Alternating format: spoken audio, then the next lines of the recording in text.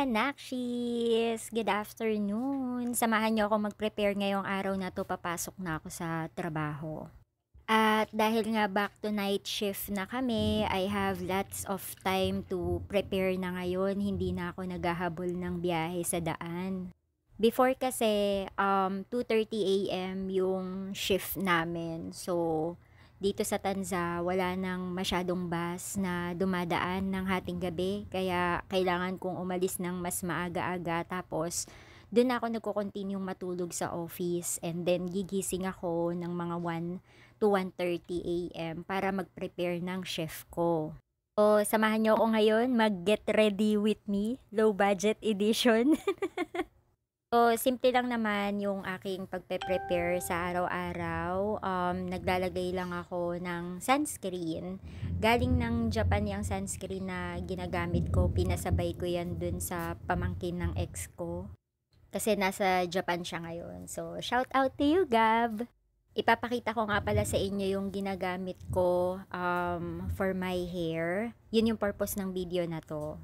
Actually, napakita ko na to sa inyo before nung unang beses ko siyang ginamit at ipapakita ko siya uli sa inyo. Ito yung kadalasan kong ginagamit para i-fix yung hair ko before ako pumasok. Ayoko kasing pumasok ng tulo-tulo yung buhok ko kahit sabihin mong na dry towel siya or medyo natuyo siya. Parang ayoko yung basa siya tas pagpapawisan ako. Mas okay na sa akin yung tutuyuin ko na lang muna yung buhok ko before ako pumasok. So, ayan, hindi ako nagme-makeup talaga, guys. Lipstick lang, tapos yung pinaka-lipstick na ginagamit ko, yun na rin yung ginagamit kong pang blush on. Tipid, di ba? Ewan ko ba, hindi rin kasi talaga ako nahihilig sa makeup ever since. Maybe hindi lang din talaga ako na-expose sa ganong klaseng way ng pagpe-prepare ng sarili. Though nung bata ako, nakikita ko yung mga tita ko may mga skincare silang ginagamit. Ewan ko ba, hindi lang din talaga ako na nasanay. Kasi sabi nga ng lola ko, nakaka-irritate daw ng mukha yung mga makeup. Pero I think hindi naman. Siguro depende lang din talaga sa hormones ng mga babae. Ako, hindi lang din siguro talaga ako tigyawatin. Tinitigyawat ako siguro mga a week before ako magkaroon ng monthly period and after ng monthly period ko. Yun yung tinutubuan ako ng anik-anik sa mukha. So, ganyan lang ang ginagawa ko, guys. Sinesection ko lang yung buhok ko. Inuuna ko yung pinaka-lower down or lower part, lower down, lower part ng hair ko. So, ginagamitan ko lang ng scrunchie. Nawala kasi yung clumps ko. Ewan ko kung saan ko na ilagay. Pero mas okay naman yung scrunchie gamitin kapag nagsisection ka ng buhok. Kasi nga, silk yung pinakatela, hindi siya nakaka-break ng buhok.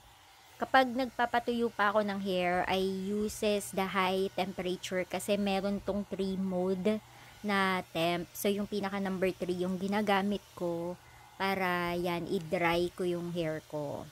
Naka-towel dry lang yung buhok ko. So, maganda rin yung tuwalyang nabili ko dito sa Yellow Up. Yellow Up tuloy. Dito sa Nota. Una ko yung pinaka-ilalim niya. So, papasok yung pag-stroke ko niyan para hindi siya magmukhang fly away. Pero minsan at some point, ewan ko ba, matigas din talaga yung ulo ng buhok ko.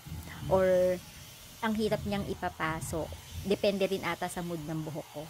Pero, so far, dahil din dun sa ginagamit kong conditioner, madali siyang mapasunod ngayon. Ipapakita ko rin yun sa separate na video para malaman nyo kung anong ginagamit ko na conditioner. I uses that conditioner alternate. For example, 3 times a week ko siyang gamitin. Conditioner lang. Tapos, 2 times a week, ang shampoo lang ginagamit ko without conditioner. Ganun ko inaalagaan yung hair ko. Na lessen yung hair fall ko sa ganung way ng pagsashampoo ko or pagwawash ko ng hair. Simula nung nagkaroon ako nitong brush blower na to, parang I think I can't live without this blower kasi talagang napakagamit na gamit siya sa akin every day.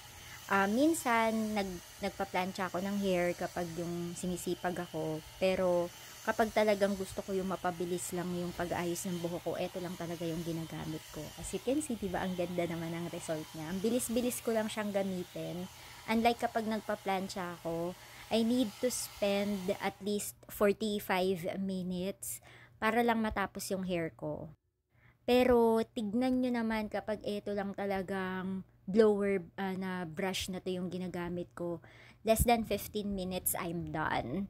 So talagang napaka useful niya sa akin. At nagkakaroon na ako ng time makapag-cellphone habang nagiintay ako doon sa service namin. At least nakakapag-relax ako bago ako biyahe.